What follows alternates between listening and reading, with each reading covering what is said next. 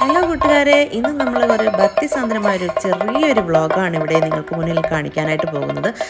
ഇപ്പോൾ നിങ്ങൾ കാണുന്നില്ലേ, ഇതാണ് ഓണാട്ടുകരയിലെ നമ്മുടെ പ്രധാനപ്പെട്ട ആചാരങ്ങളിൽ ഒന്നാണിത് കേട്ടോ. അതായത് കോലം വരവ്, ദേവിക്ക് വഴിപാടായ കോല വഴിപാടാണിത്. ഇത് നമ്മുടെ ഹരിപ്പാടിനടുത്തുള്ള കാഞ്ഞൂർ മഹാദേവി ക്ഷേത്രത്തിലെ കോലം വരവാണ് കേട്ടോ. ഇതിന് ശേഷം ഞങ്ങളൊരു യാത്രയിലേക്ക് പോവുകയാണേ. അപ്പോൾ യാത്ര എങ്ങോട്ടാണെന്നല്ലേ, വരൂ. പോകുന്നത് എങ്ങോട്ടാണെന്ന് ചോദിച്ചാൽ നിങ്ങൾക്ക് വേഗത്തിൽ മനസ്സിലാക്കും. നമ്മൾ സോഷ്യൽ മീഡിയയിലൊക്കെ ഒരുപാട് കേട്ടിട്ടുള്ള ഒരു അതിപ്രശസ്തമായ ഒരു ക്ഷേത്രത്തിലേക്കാണ് നമ്മൾ പോകുന്നത്. നമ്മളുടെ ഒരുപാട് നാളുകൾ കൊണ്ടുള്ള ആഗ്രഹമാണ്. ഇപ്പോൾ നിങ്ങൾക്ക് കണ്ടപ്പോൾ മനസ്സിലായി കാണും ഇത് എവിടെയാണെന്ന്. അതെ, ഇത് തന്നെയാണ് നമ്മൾ പോകാൻ ആഗ്രഹിക്കുന്ന ഒരിടം എന്ന് പറയുന്നത്. പ്രകൃതി ഭംഗിയാൽ അലങ്കരിക്കപ്പെട്ട ഒരു ക്ഷേത്രം ആണിത്. അപ്പോൾ ഇവിടെ പോകാൻ ആഗ്രഹമില്ലാത്തവരായി ആരും ഉണ്ടാവില്ല കേട്ടോ. ഞങ്ങൾക്കാണെങ്കിൽ കുറേ നാളുകൾ കൊണ്ടുള്ള ആഗ്രഹമായിരുന്നു ഇത്. ഉത്രാളിക്കാവിലൊന്ന് പോകണം എന്നുള്ളതാ. കുന്നും മലയും വയലും എന്ന് വേണ്ട എന്താ മനോഹാരിതയാണെന്ന് നോക്കി. ഇവിടെ വന്നാലുണ്ടല്ലോ നമുക്ക് തിരിച്ചു പോരാനേ തോന്നില്ല കേട്ടോ. അപ്പോൾ ഞങ്ങളൊരു 5 മണിക്കാണ് വീട്ടിൽ നിന്ന് ഇറങ്ങണമെന്നൊക്കെ വിചാരിച്ചത്. പക്ഷേ 8 മണിക്കാണ് വീട്ടിൽ നിന്ന് ഇറങ്ങിയത്. പക്ഷേ എത്തിച്ചേർന്നത് 2 മണിയായി. അവിടെ എത്തിയപ്പോഴേക്കും നല്ല വെയിലായിരുന്നു കേട്ടോ. ഇവിടെ പിന്നെ കണ്ടില്ലേ, പുറകെ കൂടെ ഒരാൾ പോകുന്നത് നോക്കിയേ കണ്ടോ.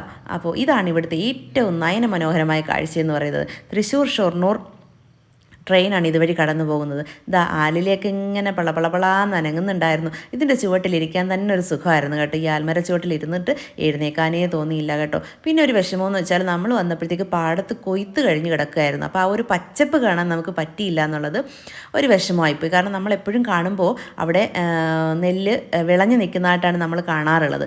പക്ഷേ ഇപ്പോൾ നമ്മൾ വന്നപ്പോഴത്തേക്കും അവിടെ കൊയ്ത്ത് കഴിഞ്ഞ് നെല്ലൊക്കെ ഇങ്ങനെ കൂട്ടിയിട്ടിരിക്കുകയായിരുന്നു. അപ്പോൾ കണ്ടില്ലേ, ഇവിടെ കൊയ്ത്ത് കഴിഞ്ഞ്. അപ്പോൾ വീണ്ടും എപ്പോഴും ഇങ്ങനെ ട്രെയിൻ പാസ് ചെയ്യുന്നുണ്ടാവില്ലേ കേട്ടോ. ഭയങ്കര ഭംഗിയാണ്. ഞങ്ങൾ ആ വയലിലോട്ടൊക്കെ ഇറങ്ങി നിന്ന് ഒരുപാട് ഫോട്ടോസും ഒക്കെ എടുത്തിട്ടുണ്ട്. ഞാൻ പറഞ്ഞില്ലേ, നമുക്ക് തിരിച്ചു പോരാനായിട്ട് തോന്നിയിട്ടേ ഇല്ല. അങ്ങനെ കണ്ട് കാഴ്ചകൾ കണ്ട് ഇങ്ങനെ നിൽക്കുമ്പോഴത്തേക്ക് വെയിലൊന്നും നമുക്ക് യേശുന്നേ ഉണ്ടായിരുന്നില്ല കേട്ടോ. നമ്മൾ ആ വെയിൽ കണ്ടപ്പോൾ വിചാരിച്ചു, ഈശ്വര ഈ വെയിലത്ത് എങ്ങനെ നമ്മൾ ഇറങ്ങി നിൽക്കുമെന്ന് കാണും എന്നൊക്കെ. അതിൻ്റെ ഇടയ്ക്ക് ഞങ്ങൾ ഫോട്ടോഷൂട്ടൊക്കെ നടത്തി കേട്ടോ. ഇപ്പോൾ വീണേനെ കണ്ടോ. ഞാൻ ആ റെയിൽവേ ക്രോസിൻ്റെ അവിടേക്ക് കയറി പോയതാണ് കേട്ടോ. പിന്നെ അതിൻ്റെ ഇടയ്ക്ക് ഒരു റീൽ എടുത്തിട്ടുണ്ടായിരുന്നു ഞങ്ങൾ. പിന്നെ ഇത് നമ്മളിപ്പം നമ്മുടെ ഇന്നത്തെ തലമുറയ്ക്ക് കാണാൻ കഴിയാത്ത ഒരു കാഴ്ചയാണ്. അതായത് അറിയാത്ത ഒരു കാഴ്ചയാണ്.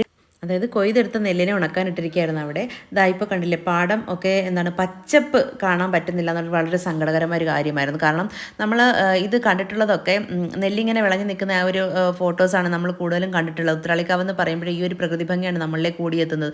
അതായത് കുന്നും മലയും പച്ചപ്പും വയലുകളും ഇങ്ങനെ റെയിൽവേ പാളങ്ങൾ, ഇങ്ങനെ ഒരുപാട് നയനമനോഹരമായ കാഴ്ചകളാണ് നമ്മുടെ മനസ്സിലേക്ക് കൂടിയെത്തുന്നത്.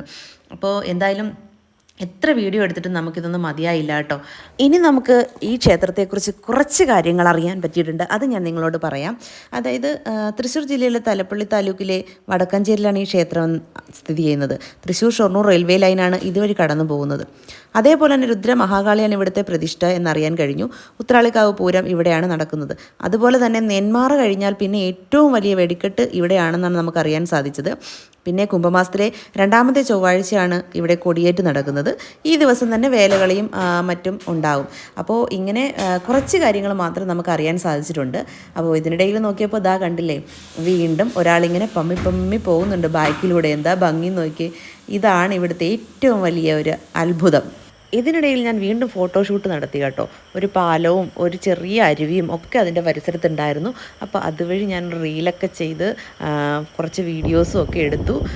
അങ്ങനെ സമാധാനമായിട്ട് തിരിച്ചു വരാനാണ് ഞങ്ങളുടെ ശ്രമം. കാരണം അവിടുന്ന് തിരിച്ചു വരാനായിട്ട് നമുക്ക് തോന്നുന്നില്ലായിരുന്നു. ആ ഒരു പ്രകൃതി ഭംഗിയും ആ ഒരു ക്ഷേത്രത്തിൻ്റെ ആ ഒരു മനോഹാരിതയും ഒന്നും ഇട്ടിട്ട് നമുക്ക് തിരിച്ചു വരാനേ കഴിഞ്ഞില്ല. പിന്നെ എന്തായാലും ഈ റീലെടുക്കുന്ന ആ ഒരു ഹാങ് ഓവറിൽ നമ്മൾ എന്തായാലും വരാതെ പറ്റില്ലല്ലോ. അവിടെ താമസിക്കാൻ എന്തായാലും പറ്റില്ലല്ലോ. അങ്ങനെ ഞങ്ങൾ വളരെ വിഷമത്തോടു കൂടി ഞങ്ങൾ വണ്ടി വിട്ട് തിരിച്ച് വീട്ടിലേക്ക് എത്തുകയാണ്. വീട്ടിലേക്ക് ഇറങ്ങി കേട്ടോ. അപ്പോൾ എന്തായാലും നിങ്ങളിതൊന്ന് കാണണേ.